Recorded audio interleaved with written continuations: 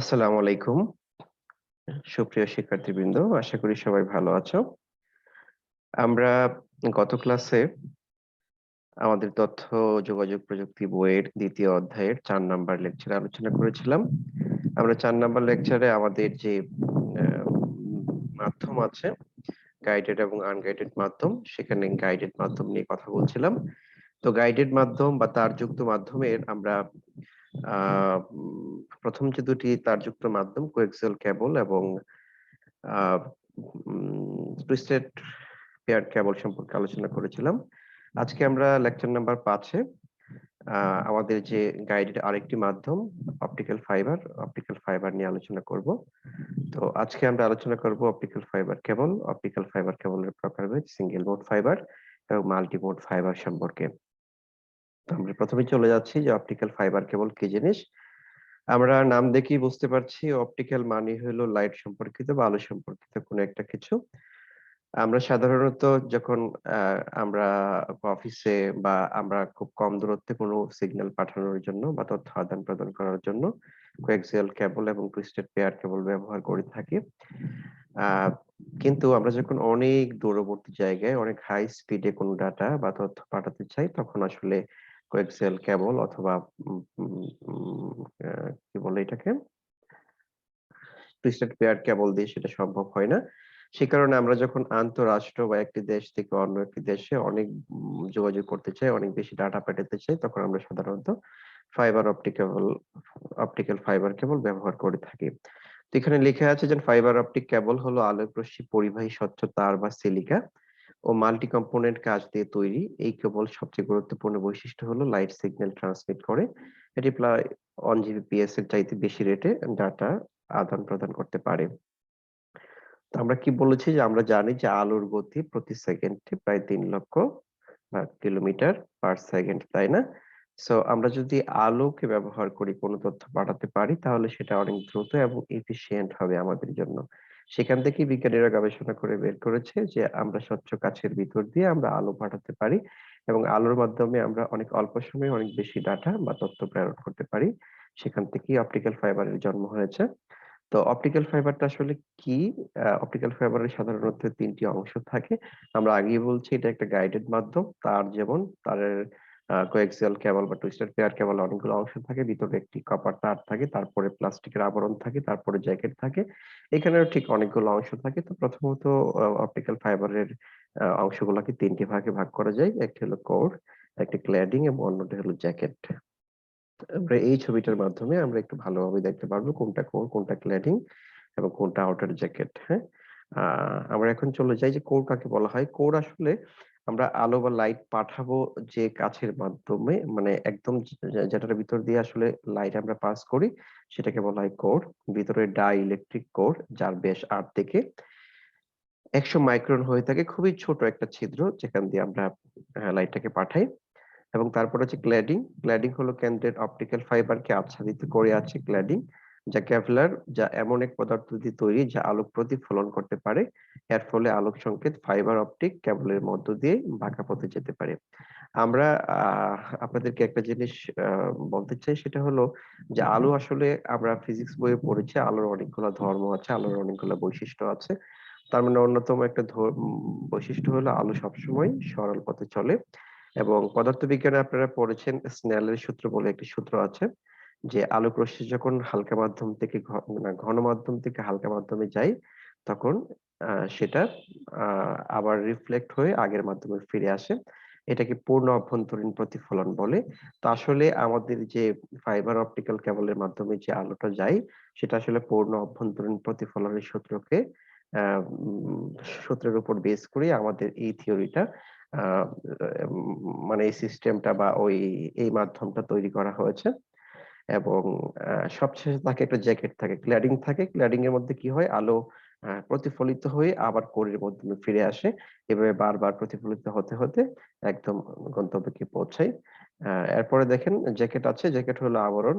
ওই যে আমরা যে কাঁচ তো একটা স্বচ্ছ মাধ্যম, এবং এটা সাধারণত সমুদ্রের নিচ দিয়ে যায়। একটা রাষ্ট্রের সাথে যখন আরেকটা রাষ্ট্রের ইন্টারনেট কানেক্ট করা হয়, তো ওখানে বিভিন্ন ধরনের চাপ বা পাথর বা বিভিন্ন ভাবে সেটা ভেঙে যেতে পারে। এই কারণে এর উপরে এক ধরনের শক্ত জ্যাকেট থাকে যা আবরণ হিসেবে কাজ করে। আপনারা এই ছবিতে দেখতে পাচ্ছেন যে কোর ক্লেডিং এবং জ্যাকেট কোনটা কতটুকু বড়।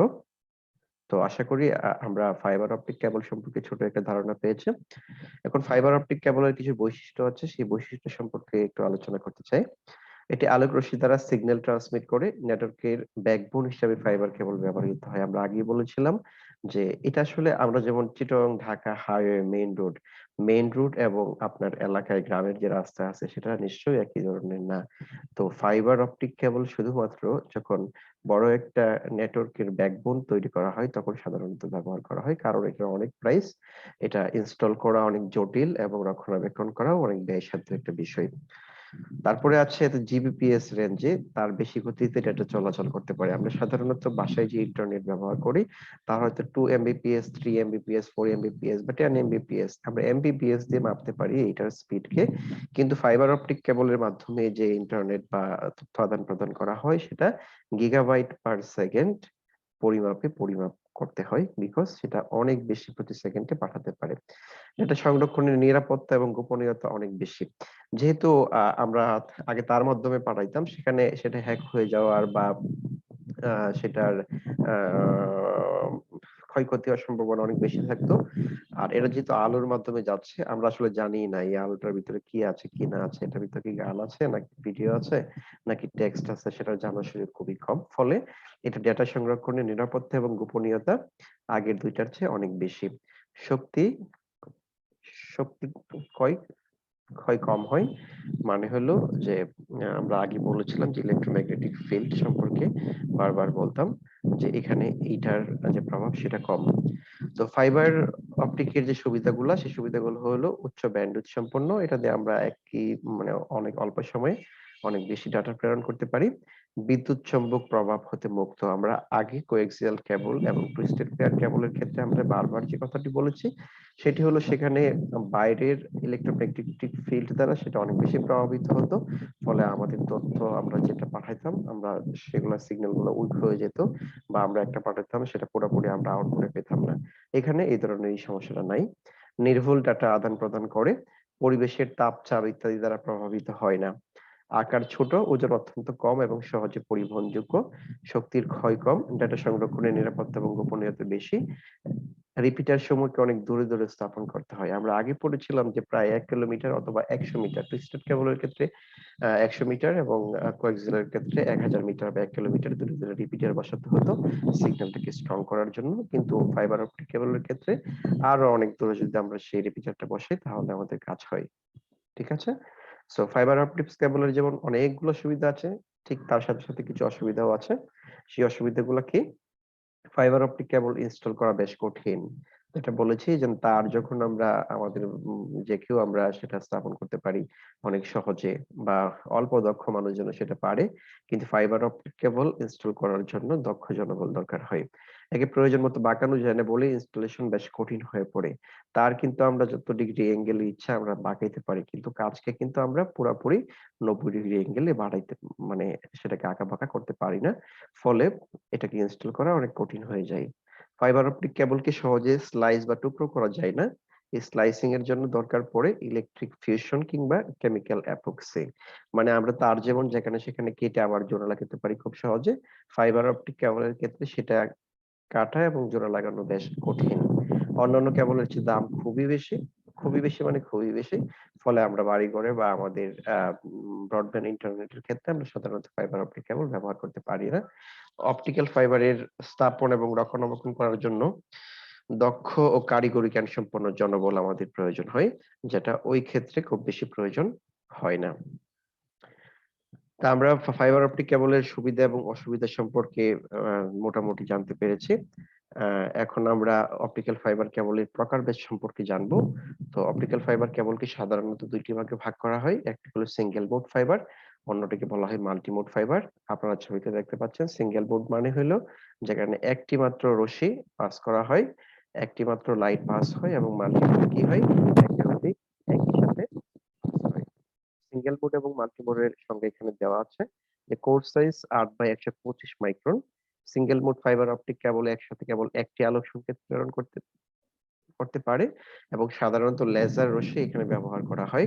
আর মাল্টিমোডের ক্ষেত্রে সেখানে একই সাথে অনেকগুলা রশ্মি পাস করা যায় এবং সেই ক্ষেত্রে সাধারণত লেয়ার ব্যবহার করা হয় লাইট সোর্স হিসাবে। তো আপনারা সিঙ্গেল মোড এবং মাল্টি মোড আশা করি বুঝতে পেরেছেন। সিঙ্গেল মোড সাধারণত অনেক দূরে কোনো তথ্য বা ডাটা পাঠানোর জন্য ব্যবহার করা হয় এবং মাল্টি মোড সাধারণত কাছে ব্যবহার করা হয়। তো সিঙ্গেল মোডে খরচ অনেক বেশি, কিন্তু সিঙ্গেল মোডে ডাটা লস হওয়ার সম্ভাবনা থাকে অনেক কম, যেটা মাল্টি মোডে ডাটা লস হওয়ার বা স্লো হয়ে যাওয়ার সম্ভাবনা অনেক বেশি থাকে। ফলে কাছাকাছি মাল্টি মোড এবং দূরে কোথাও পাঠানোর জন্য সিঙ্গেল ফাইবার ব্যবহার করা হয়।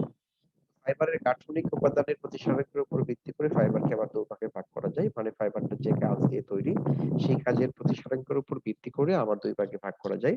তো প্রতিসারাঙ্ক কাকে বলা হয় সেটা আপনারা পদার্থবিজ্ঞান নিয়ে ইতিমধ্যে জেনেছেন। তো আমরা এখানে বিস্তারিত আলোচনা করব না। তো জাস্ট আমরা প্রতিসারাঙ্কের উপর ভিত্তি করে আমাদের ফাইবারকে দুই ভাগে ভাগ করা হয়। একটা বলা হয় স্টেপ ইনডেক্স ফাইবার, অন্যটিকে বলা হয় গ্রেডেড ইনডেক্স ফাইবার।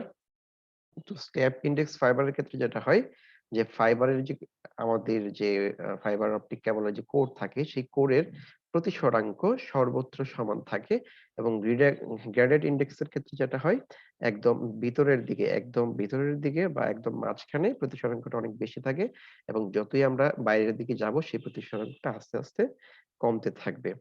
হ্যাঁ, তো এটার ফলে কি হয় দেখেন উপরের ছবিটা দেখেন, স্টেপ ইনডেক্সের ক্ষেত্রে সরল রেখায় যাচ্ছে আর মাল্টিমোডের ক্ষেত্রে সরল রেখায় যাচ্ছে না, কিছুটা বেঁকে আসতেছে একটা নির্দিষ্ট অ্যাঙ্গেলে।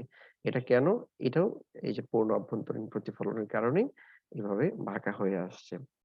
তো আশা করি আমরা গাইডের মাধ্যমেই সর্বশেষ যে টপিক ছিল আমাদের ফাইবার অপটিক্স কেবল সম্পর্কে আমরা একটি সংক্ষিপ্ত ধারণা পেয়েছি।